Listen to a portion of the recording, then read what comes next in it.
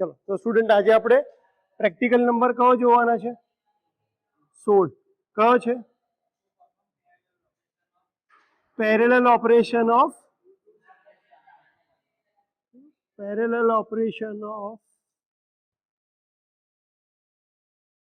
Two single phase transformer. તો અહીંયાથી આપણને એટલી વસ્તુ ખબર પડે કે પહેલા તો બંને ટ્રાન્સફોર્મર વચ્ચેનું કનેક્શન કયું હશે? પેરેલલ. કેટલા ટ્રાન્સફોર્મર જોશે? તો કે 2. એટલે પહેલા એક ટ્રાન્સફોર્મર હું ડ્રો કરી લઉં છું, અહીંયા બીજું ટ્રાન્સફોર્મર ડ્રો કરું છું, એટલે સોરી બીજી વાઇન્ડિંગ. આ એક ટ્રાન્સફોર્મર થયું, આ થયું બીજું ટ્રાન્સફોર્મર. એટલે 2 ટ્રાન્સફોર્મરની જરૂર પડશે. આપણી પાસે ટ્રાન્સફોર્મર છે એનું રેટિંગ કયું છે? 1 kVA, 230 બાય 115 વોલ્ટ. બરાબર. અહીંયા આપણે જે રીતે ફિગર ડ્રો કરી છે એ જોતા આ સાઈડ કઈ લાગે છે? 115, કારણ કે એની વાઇન્ડિંગ કેવી છે? ઓછી. આની વાઇન્ડિંગ મોટી છે, તો આ વોલ્ટેજ કેટલા લાગે છે? 230. એવી રીતે અહીંયા બી 115 વોલ્ટ અને 230 વોલ્ટ. ટ્રાન્સફોર્મરની વાઇન્ડિંગ જ્યાંથી શરૂ થાય વીંટાળવાની, એને એ પોઈન્ટને આપણે કયો વોલ્ટ કહીએ છીએ? 0. જ્યાં પતે એ આપણો 115 વોલ્ટનો ટર્મિનલ હશે. અહીંયા 0 વોલ્ટ અને અહીંયા કેટલા હશે? 230. એવી જ રીતે અહીંયા starting point 0, ending point 115, starting point 0, ending point પર શું માર્ક કર્યું હશે? 230 વોલ્ટ. બરાબર. સૌથી પહેલી વાત આવે કે ભાઈ પેરેલલ ઓપરેશનની જરૂર શું કામ પડે? તમારી પાસે એક ટ્રાન્સફોર્મર છે,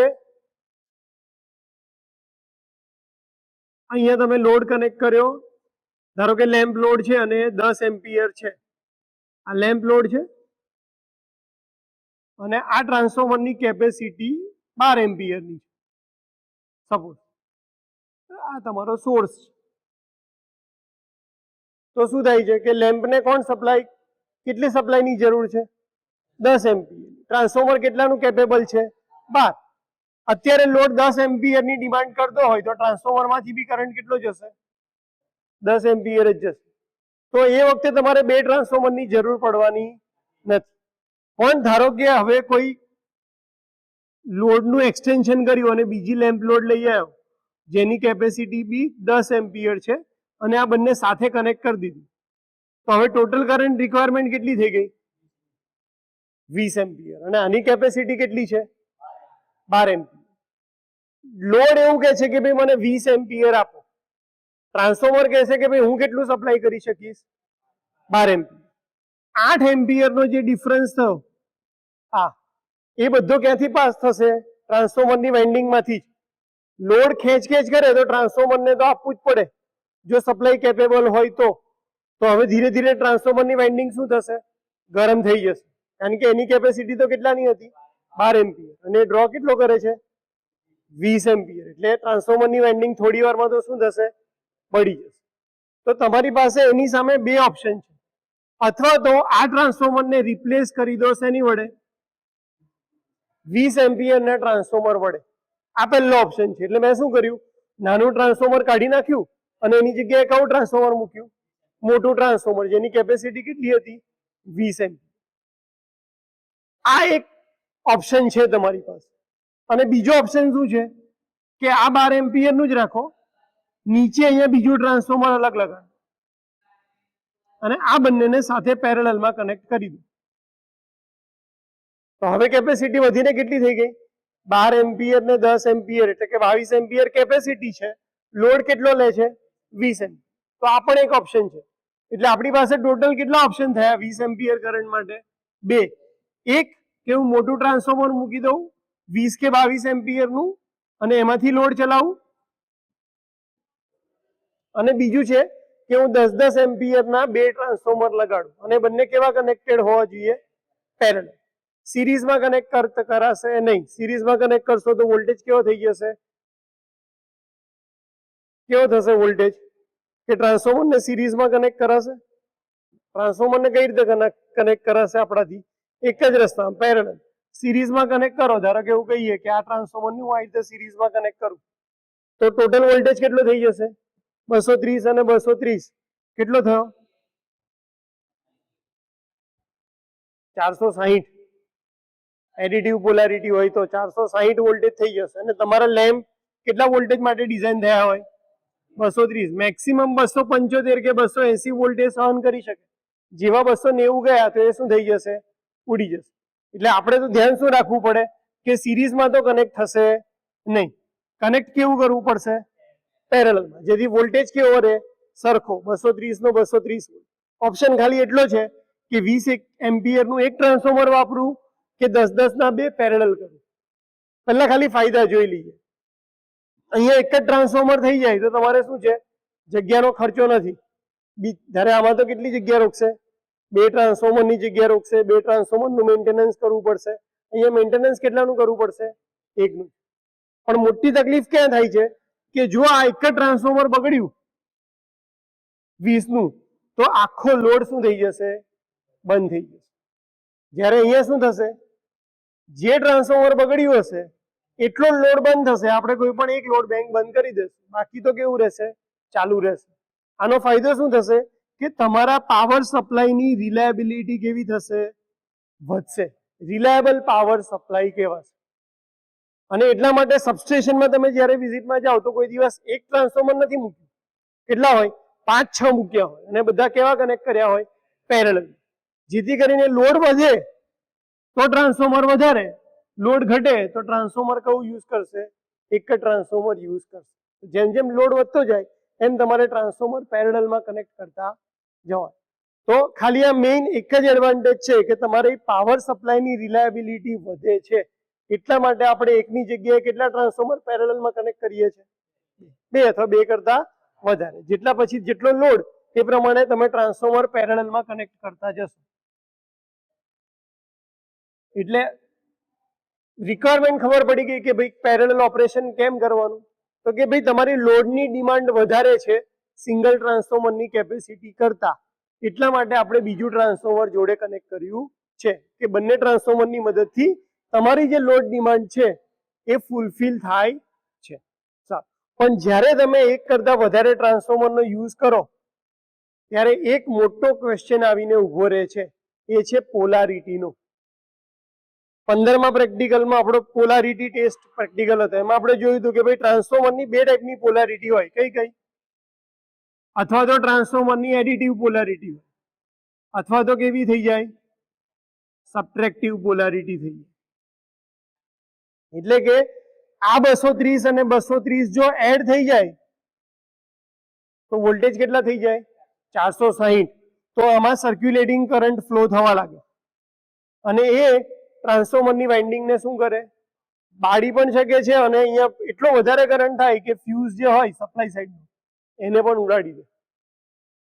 પેરેલલ ઓપરેશનની પહેલા 15મા પ્રેક્ટિકલ પોલારિટી ટેસ્ટ આપણે એટલે જ ભણીએ છીએ કે તમને એ ખબર પડવી જોઈએ કે ભાઈ 2 ટ્રાન્સફોર્મર જ્યારે બી આવે ત્યારે સૌથી પહેલા તો તમારે એ બંનેને કઈ રીતે કનેક્ટ કરવાના? તો કે સબટ્રેક્ટિવ મોડમાં. કેમ? જેથી કરીને બંને વાઇન્ડિંગનો ઇફેક્ટિવ લૂપનો વોલ્ટેજ હોય એ કેટલો થઈ જવો જોઈએ? 0. 460 થવો જોઈએ નહીં. 230 અને 230 એકબીજાને કેન્સલ કરે અને બહાર તમને પેરેલલમાં કેટલા મળવા જોઈએ? ખાલી 230. એટલે લૂપમાં કોઈ કરંટ ફસાવવો જોઈએ નહીં. સપ્લાયમાંથી ડાયરેક્ટ ક્યાં જવો જોઈએ? લોડમાં. જો તમારી એડિટિવ પોલારિટી હશે તો કરંટ ક્યાં ફર્યા કરશે? અંદર અંદર લૂપમાં ફર્યા કરશે બંને વાઇન્ડિંગની વચ્ચે, અને એના લીધે પ્રાઇમરી સાઈડ ઉપર વધારે કરંટ થશે અને ફ્યુઝ તરત શું થઈ જશે? ઉડી જશે. એટલે જ્યારે બી પેરેલલ ઓપરેશન કરો તો પેરેલલ ઓપરેશનની ટોટલ 4 કન્ડિશન છે. એમાં સૌથી પહેલી અને બહુ જ ઇમ્પોર્ટન્ટ એ છે પોલારિટી. બંનેની પોલારિટી એવી હોવી જોઈએ કે તમારો લૂપ વોલ્ટેજ કેટલો થાય? 0. જેથી કરીને સર્ક્યુલેટિંગ કરંટ અંદર ફ્લો થવો જોઈએ નહીં. એટલે સૌથી પહેલા આપણે શું કરશું? પોલારિટી ટેસ્ટ કરશું. જ્યારે બી પેરેલલ ઓપરેશન કરવું હોય તો એના કનેક્શન કરતા પહેલા આપણે કયો ટેસ્ટ કરશું? Polarity test. અને પોલારિટી ટેસ્ટમાં શું એન્શ્યોર કરશું કે વોલ્ટેજ બંને વચ્ચેનો કેટલો થઈ જવો જોઈએ? 0. 15મા પ્રેક્ટિકલમાં આપણે જોયું હતું કે જો 2 રીતે આપણને સબટ્રેક્ટિવ પોલારિટી મળે છે. ક્યારે ક્યારે? જ્યારે તમે બંનેના 0 0 જોડે કનેક્ટ કરો અને 115 115 કનેક્ટ કરો. કયા 0 કહું છું? આ સાઈડ આ 0 અને 0 જોડે કનેક્ટ કરો અને આ 230 અને 230 જોડે કનેક્ટ કરો તો તમને કઈ પોલારિટી મળે? સબટ્રેક્ટિવ પોલારિટી મળે. અને એટલા માટે આ લૂપનો વોલ્ટેજ કેટલો થઈ જાય? 0. એવી જ રીતે અહીંયા પણ સબટ્રેક્ટિવ પોલારિટી લાવવી હોય તો 0 0 જોડે, એટલે આ 0 ની સાથે આ 0 અને આ 115 ની સાથે આ 115. આવું કરીએ તો આપણને કઈ પોલારિટી મળે છે? Subtractive polarity. એટલે આપણે કનેક્શન કઈ રીતે કરશું? આવી રીતે. તમે આ 0 અને આ 115 કનેક્ટ કર્યું તો તમારી પોલારિટી કઈ થઈ જશે? એડિટિવ. અને વોલ્ટેજ આ બાજુ આવી જશે 230, આ બાજુ મળશે 460 અને એના લીધે બહુ જ વધારે સર્ક્યુલેટિંગ કરંટ ફ્લો થશે. એટલે આપણે પહેલી વસ્તુ શું કરશું પેરેલલ ઓપરેશન કરતા પહેલા?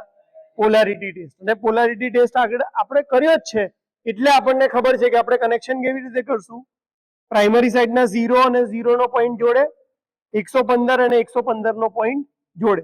એવી જ રીતે અહીંયા સેકન્ડરી સાઈડ ઉપર 0 ને 0 જોડે અને 230 અને 230 સાથે. અને લોડ ક્યાં કનેક્ટ કરી દેશું? તો કે આની વચ્ચે. હવે હું પૂછી નાખું છું, અહીંયા શું આવી જશે તમારો? તો એ લોડને કોણ સપ્લાય કરશે? તો કે આ ટ્રાન્સફોર્મર પણ કરશે અને આ ટ્રાન્સફોર્મર બી કરશે. તો બંને ટ્રાન્સફોર્મર ભેગા થઈને હવે શું કરશે?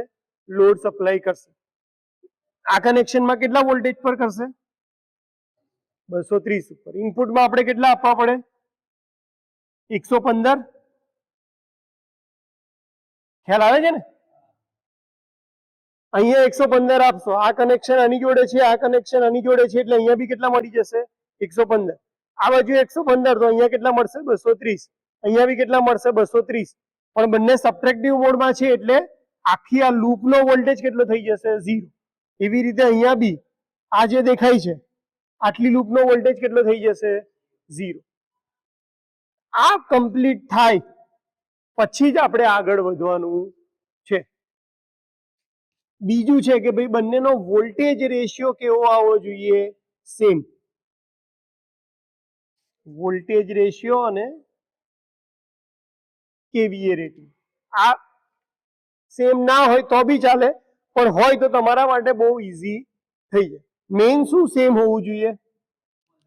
Voltage ratio. એટલે કે 230/115 હોય તો બીજા ટ્રાન્સફોર્મરનું બી કેટલું હોવું જોઈએ રેટિંગ? 230/115. આવું કરવાનું રીઝન શું છે? અગેન કયો કરંટ? Circulating current. ધારો કે હું બીજું ટ્રાન્સફોર્મર એવું લઉં 220/110 તો શું થશે? ભલે સબટ્રેક્ટિવ પોલારિટી હશે તો 230 - 220 તો કેટલા વોલ્ટેજ રહેશે? 10. આ બાજુ બી 10 રહેશે, આ બાજુ કેટલા રહેશે? 5. અહીંયા 5 વોલ્ટ રહ્યા. આ વાઇન્ડિંગ શેની બનેલી છે? કોપરની બનેલી છે. એનો રેઝિસ્ટન્સ કેવો હોય? બહુ જ ઓછો. 5/0.5 ઓહ્મ બી હોય તો બી કેટલો કરંટ ફ્લો થઈ જશે? સીધો 10 એમ્પિયર. અને ક્યાં થશે? સર્ક્યુલેટિંગ કરંટ તરીકે થશે. એવી જ રીતે આ બાજુ 10 વોલ્ટ આયા તો 10 વોલ્ટ ભાગ્યા 0.10 આપણે અહીંયા 0.5 ધારો કે લઈએ તો કેટલા એમ્પિયર ફ્લો થશે? અહીંયા બી સર્ક્યુલેટિંગ કરંટ તરીકે 20 એમ્પિયર. તો કોઈ બી જગ્યાએ વોલ્ટેજનો ડિફરન્સ ચાલશે નહીં. અને એટલા માટે બી શું સેમ હોવું જોઈએ? વોલ્ટેજ રેશિયો કેવો હોવો જોઈએ? સેમ હોવો જોઈએ બંને ટ્રાન્સફોર્મર. પોલારિટી ટેસ્ટ પરફોર્મ થવો જોઈએ અને સર્ક્યુલેટિંગ કરંટ આવવો જોઈએ નહીં. આ બે મસ્ટ કન્ડિશન છે કે આ હોય તો જ તમારે પેરેલલ ઓપરેશન કરવાનું છે. ત્રીજી અને ચોથી કન્ડિશન છે એ હોય તો સારું, ના હોય તો શું ફરક પડશે કે બંને ટ્રાન્સફોર્મર સરખો કરંટ ડ્રો નહીં કરે. ધારો કે આ લોડનો 10 એમ્પિયર હોય તો બને કે 9 એમ્પિયર આ ડ્રો કરતું હોય અને 1 એમ્પિયર આ સપોર્ટ કરતું હોય. એ ક્યારે થશે? આ ત્રીજી અને ચોથી કન્ડિશનની વાત કરું. પણ જો આ બે ફૂલફિલ ના થતી હોય તો કોઈ દિવસ તમારે પેરેલલ ઓપરેશન કરવાનું નહીં. એ ડેન્જરસ છે બંને માટે, ટ્રાન્સફોર્મર માટે પણ અને તમારા સપ્લાય માટે પણ. સારું, હવે વાત આવે કે ભાઈ મારે ત્રીજી કન્ડિશન શું છે? તો કે x/r નો રેશિયો બંને ટ્રાન્સફોર્મરનો કેવો હોવો જોઈએ? Same. X by r, x એટલે શું? ઇન્ડક્ટન્સ, અને આર એટલે રેઝિસ્ટન્સ. આપણે ઓસીએસસી ટેસ્ટ પરફોર્મ કર્યો 13મો પ્રેક્ટિકલ, એની અંદર આપણે RE1 અને XE1 ની વેલ્યુ કાઢી હતી. Resistance refer two primary side, inductance refer two primary side. એવી જ રીતે બીજું શું આવે તો કે RE2 અને XE2, resistance refer two secondary side, resistance refer two inductance refer two secondary side. આનો રેશિયો એટલે આનું રેટિંગ ધારો કે 5 હોય અને આનું 1 હોય. આ રેઝિસ્ટન્સ ની વેલ્યુ ધારો કે 2 હોય અને આની 10 હોવી જોઈએ. કેમ? x બાય r એટલે કે 5 ભાગ્યા 1 પ્રાઇમરી સાઈડ ની વેલ્યુ, એ પહેલા ટ્રાન્સફોર્મર ની વેલ્યુ. બીજા ટ્રાન્સફોર્મર ની વેલ્યુ કેટલી થઈ? 10 ભાગ્યા 2. આ 5 ભાગ્યા 1 એટલે કેટલો થયો? 5. 10 ભાગ્યા 2 એટલે કેટલો થયો? બંને ટ્રાન્સફોર્મર નો x બાય r નો રેશિયો કેવો હોવો જોઈએ? સરખો. આ ડેટા કોનો છે તો કે પહેલા ટ્રાન્સફોર્મર. આ ડેટા કોનો છે? બીજા ટ્રાન્સફોર્મર. અલગ અલગ ડેટા છે બંને, પણ તો પણ રેશિયો કેવો આવ્યો? સરખો. તો એ ચાલે. બરાબર. જનરલી તમે બે આઈડિયલ ટ્રાન્સફોર્મર લેશો તો બંનેમાં રીડિંગ લગભગ કેવા હશે? સેમ જ હશે. x બાય r માં આ રીડિંગ બી સરખા જ હશે. એટલે આ જે કન્ડિશન છે x બાય r રેશિયો એ સેમ હોવી જોઈએ. ના હોય તો શું ફરક પડશે? લોડ ડિસ્ટ્રીબ્યુશન ચેન્જ થઈ જશે. જો બંને સરખી હશે તો શું થશે કે અહીંની 10 એમ્પિયર ની રિક્વાયરમેન્ટ હોય તો 5 એમ્પિયર કોણ કરશે? આ. અને 5 એમ્પિયર કોણ ફ્લો કરાવશે? તો બંને ટ્રાન્સફોર્મર સરખો લોડ શેર કરશે અને કોને આપશે? લોડને. પણ ક્યારે? જ્યારે એનો કયો રેશિયો સેમ હશે? x બાય r નો રેશિયો સેમ હશે ત્યારે. જો નહીં હોય તો બંનેની કરંટ આપવાની રિક્વાયરમેન્ટ કેવી હશે? અલગ અલગ થઈ જશે. અને ચોથું, ઇમ્પિડન્સ હોય એ ઇન્વર્સલી પ્રોપોર્શનલ હોવું જોઈએ એના KVA ને. ટ્રાન્સફોર્મર નું ઇમ્પિડન્સ એટલે શું? Z, R નો સ્ક્વેર વત્તા XC નો સ્ક્વેર. તો આપણે જે ઇમ્પિડન્સ શોધીએ છીએ કોને ઇન્વર્સલી પ્રોપોર્શનલ હોવું જોઈએ? એના KVA રેટિંગને. જો આ ના હોય તો પણ શું થશે? બંને ટ્રાન્સફોર્મર નો કરંટ સરખો રહેશે નહીં. બંને ટ્રાન્સફોર્મર અલગ અલગ કરંટ આપશે. એવું બને કે આ 2 એમ્પિયર આપે અને આ 8 એમ્પિયર આપતું હોય. એવું ના થાય એટલા માટે આ 4 કન્ડિશન જો સેટિસ્ફાઈડ થાય તો બંને ટ્રાન્સફોર્મર કેવો કરંટ શેર કરશે? સરખે સરખો. ક્યારે? જ્યારે આ 4 કન્ડિશન ફૂલફિલ થશે ત્યારે. કઈ કઈ કન્ડિશન? પોલારિટી ટેસ્ટ પરફોર્મ થયેલો હોવો જોઈએ, વોલ્ટેજ રેશિયો. પોલારિટી ટેસ્ટમાં બી કઈ રીતે કનેક્શન કરવાનું છે? સબટ્રેક્ટિવ મેનરમાં, જેથી કરીને લૂપના અક્રોસમાં વોલ્ટેજ આવે નહીં. બીજું, બંનેનો વોલ્ટેજ રેશિયો સેમ હોવો જોઈએ. આમાં બી પર્પસ કયો હતો? સર્ક્યુલેટિંગ કરંટ ફ્લો થવો જોઈએ નહીં. ત્રીજી condition, x by r ratio કેવો હોવો જોઈએ? સેમ. પેરામીટર અલગ અલગ હોય બંને ટ્રાન્સફોર્મરના તો ચાલે, પણ રેશિયોની વેલ્યુ કેવી આવી જોઈએ? સરખી આવી જોઈએ. અને ચોથું, એનો ઇમ્પિડન્સ છે ઇન્વર્સલી પ્રોપોર્શનલ ટુ શું હોવું જોઈએ? આ 4 કન્ડિશન ટ્રાન્સફોર્મરના પેરેલલ ઓપરેશન માટેની જરૂરી કન્ડિશન છે. હવે આપણે પ્રેક્ટિકલની વાત કરીએ. થિયરીમાં કોઈ ડાઉટ છે? પેરેલલ ઓપરેશનમાં કેમ કરીએ છીએ, પ્રાઇમરી વાઇન્ડિંગ શું, સેકન્ડરી વાઇન્ડિંગ સાઈડ કનેક્શન કઈ રીતે કરવાનું, આ 4 કન્ડિશન શું છે, ખ્યાલ આવી ગયો? તો હવે આપણે ક્યાં જઈએ? પેનલ ઉપર જઈએ અને ત્યાં આગળ પ્રેક્ટિકલ પરફોર્મ કરશું. બરાબર. કોઈને કઈ ડાઉટ છે? સારું, હવે સ્ટોપ કરી દો. થિયરી પત્યા પછી આપણે હવે પ્રેક્ટિકલ સેટઅપ સમજી લઈએ. સૌથી પહેલા આપણી પાસે જે ટ્રાન્સફોર્મર છે, અહીંયા રેટિંગ દેખાય છે એનું, કે આ પ્રાઇમરી સાઈડ છે જે 0 થી 230 વોલ્ટ છે. અહીંયા સેકન્ડરી સાઈડ છે 0 થી 115 વોલ્ટ. 1 kVA નું ટ્રાન્સફોર્મર છે. 1 kVA નું ટ્રાન્સફોર્મર, તો 1 kVA એટલે કે 1000 VA ડિવાઇડેડ બાય 230 કરો તો પ્રાઇમરી સાઈડ 4.3 એમ્પિયર કરંટ લેવા માટે સક્ષમ છે. એવી જ રીતે 1 kVA એટલે કે 1000 ડિવાઇડેડ બાય 115 કરો તો 8.6 સમથિંગ આવે. તો સેકન્ડરી સાઈડ કેટલો કરંટ લઈ શકશે? 8.6 એમ્પિયર. પ્રાઇમરી સાઈડ ઉપર 4.3 એમ્પિયર સુધી જઈ શકે છે. સેમ બીજા ટ્રાન્સફોર્મરનું કેવીઈ રેટિંગ સેમ જ છે 1 kVA અને 230/115. હવે આગલા વખતે આપણે પોલારિટી ટેસ્ટ કર્યો ત્યારે આપણને ખબર પડી કે ભાઈ બંનેના 0 અને 0 વોલ્ટ સાથે કનેક્ટ કરવાના. એટલે એક વાયર લઈ અને મેં આ 0 વોલ્ટ અને આ 0 વોલ્ટને સાથે કનેક્ટ કરી દીધું. એવી જ રીતે 230 અને 230 ને પણ 1 વોલ્ટ લઈને એટલે એક વાયર લઈને કનેક્ટ કરી દીધું છે. આવું કેમ કર્યું છે? કારણ કે આનાથી આપણને કઈ પોલારિટી મળે છે? સબટ્રેક્ટિવ પોલારિટી મળે છે. એડિટિવ પોલારિટીમાં કનેક્શન થવું જોઈએ નહીં. ઓકે, હવે આવે કે ભાઈ વોલ્ટેજ આપવાના છે 230 આને, તો એના માટે મેં વેરિયેબલ વોલ્ટેજ સોર્સનો યુઝ કર્યો છે અને અહીંયાથી આ બે વાયર લઈ અને ક્યાં આપ્યું છે કનેક્શન? એક ટ્રાન્સફોર્મરને આપી દીધું છે. આ ટ્રાન્સફોર્મરની પ્રાઇમરી સાથે આ ટ્રાન્સફોર્મરની પ્રાઇમરી પેરેલલમાં જ છે, એટલે બંનેને કેટલા વોલ્ટેજ મળી જશે? 230 મળી જશે. બરાબર, તો એ આપણે અહીંયા ચેક બી કરી લઈએ.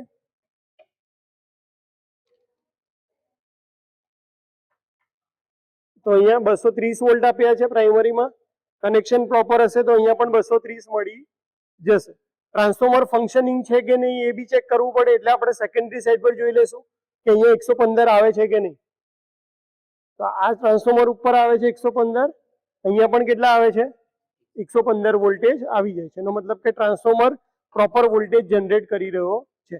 આપણે લોડ લગાડીએ છીએ અત્યારે સેકન્ડરી સાઈડ ઉપર 115 વોલ્ટ સાઈડ ઉપર, તો એને પણ પેરેલલમાં તો કનેક્ટ કરવું પડે. તો અહીંયા જો જે 0 વોલ્ટ છે, આ ટ્રાન્સફોર્મરનું 0 વોલ્ટ અને આ ટ્રાન્સફોર્મરનું 0 વોલ્ટ બંને કનેક્શન મેં ક્યાં આપી દીધા છે? આ સ્વિચમાં નીચેની સાઈડ સાથે ભેગા કરીને. એવી જ રીતે આના 115 અને આના 115, એટલે કે આ યલો વાયર અને બ્લુ વાયર, આ બંને વાયર બી ભેગા કરીને મેં ક્યાં આપ્યા છે? આ સ્વિચની અહીંયા. એટલે અત્યારે શું થશે કે ટોટલ 115 વોલ્ટ આ બંને ટર્મિનલના અક્રોસમાં મળી જશે. જેવી આપણે સ્વિચ અહીંયા ટ્રાન્સફર કરશું એટલે વોલ્ટેજ ક્યાં ટ્રાન્સફર થશે? આ લોડ સાઈડ ટ્રાન્સફર થશે. અને લોડ તરીકે આપણે શું યુઝ કર્યું છે? Lamp load. તો લેમ્પ લોડમાંથી જે કનેક્શન આવે છે એ આપણે અહીંયા કનેક્ટ કરી દીધા છે. અત્યારે કોઈ પણ લોડ ચાલતો નથી, બરાબર. એટલે આ બાજુના વોલ્ટેજ આપણે માપીએ તો એ કેટલા હશે? 0, કારણ કે સ્વિચ કનેક્ટ નથી કરી.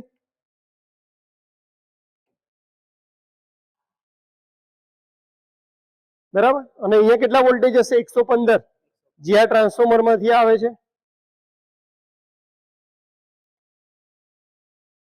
115 છે. જેવી આપણે સ્વિચ પાડીશું એટલે અહીંયા આ 0 વોલ્ટ માંથી કેટલા થઈ જશે?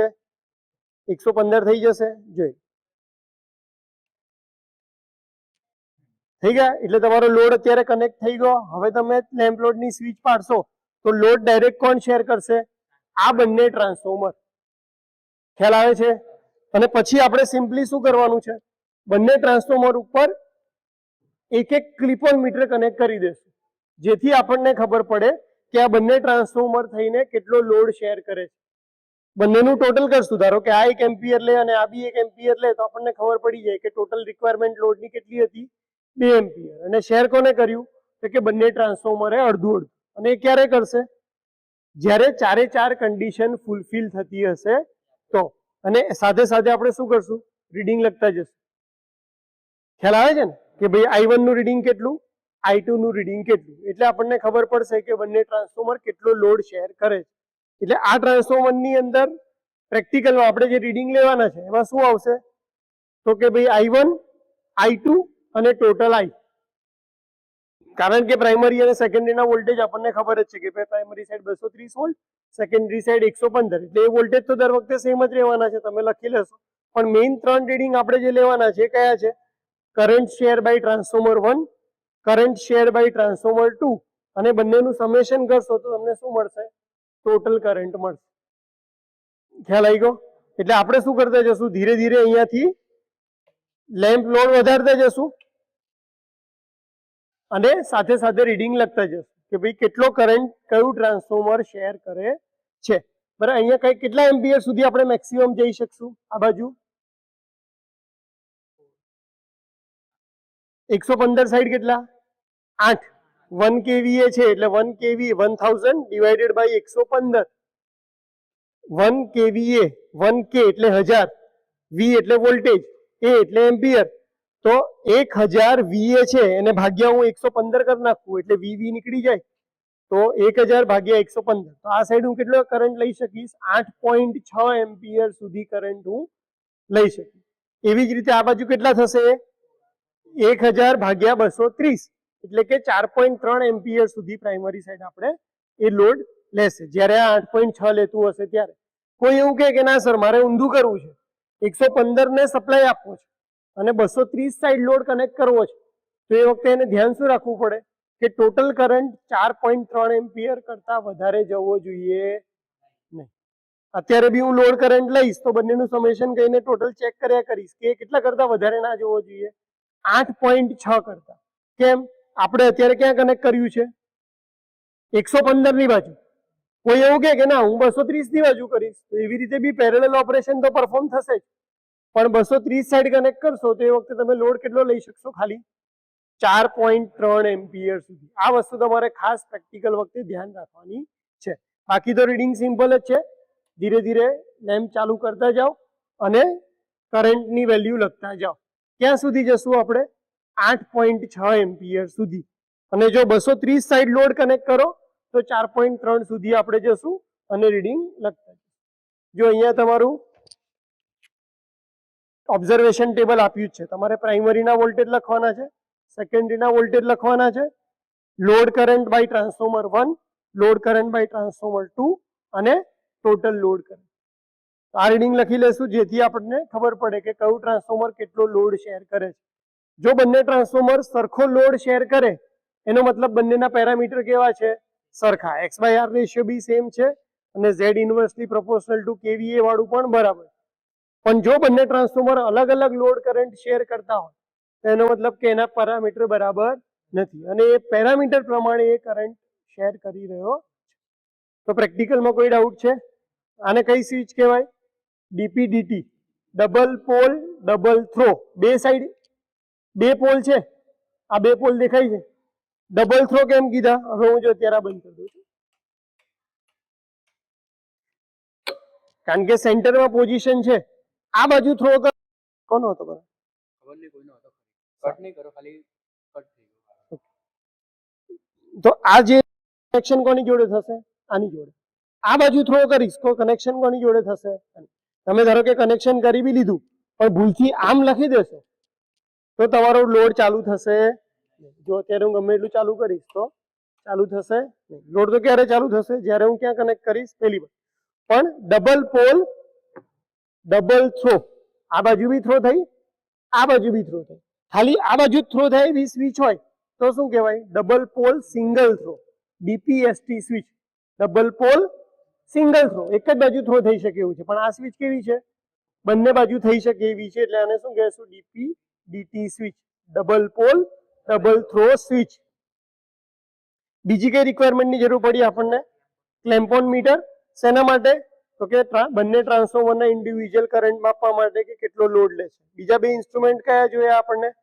ટ્રાન્સફોર્મર. અને બંનેનું રેટિંગ કેવું જોઈએ? સરખું. વોલ્ટેજ રેશિયો સેમ જોઈએ અને કનેક્શન કરતા પહેલા કહો કે પોલારિટી ટેસ્ટ કરી દેવાનું, એટલે બંનેનો 0-0 જોડે અને બંનેના વોલ્ટેજ વાળા ટર્મિનલ જોડે. બીજું એક ઇન્સ્ટ્રુમેન્ટ કયું જોઈએ? મલ્ટીમીટર. મલ્ટીમીટરની અંદર પહેલા આપણે એને શેના પર રાખશું? ઓફ હોય તો પહેલા રાખશું વોલ્ટ ઉપર, V ઉપર, કારણ કે વોલ્ટેજ માપવાના છે. અહીંયા બી જોઈ લેવાનું કે એક ટર્મિનલ કોમનમાં હોવો જોઈએ બ્લેક અને બીજો રેડ ક્યાં હોવો જોઈએ? અહીંયા જે વોલ્ટ લખ્યા છે V ત્યાં હોવું જોઈએ. આ પ્રોબ અહીંયા હોવો જોઈએ. હવે તમે ડાયરેક્ટ જેવું તમે આ V કરશો ને તો પહેલા બાય ડિફોલ્ટ એમ આપશે કયા વોલ્ટેજ? DC. આપણે તો ટ્રાન્સફોર્મર AC સપ્લાય પર કામ કરે છે એટલે હું આ બટનને દબાઈશ. હવે જો DC ની જગ્યાએ શું આવી ગયું? અહીંયા. એટલે આ ભૂલ નહીં કરવાની કે અહીંયા તો કરી દીધું છે પણ વોલ્ટેજ દેખાડતા નથી. કેમ? તો કે ભાઈ એ તો કયા દેખાડે છે? DC.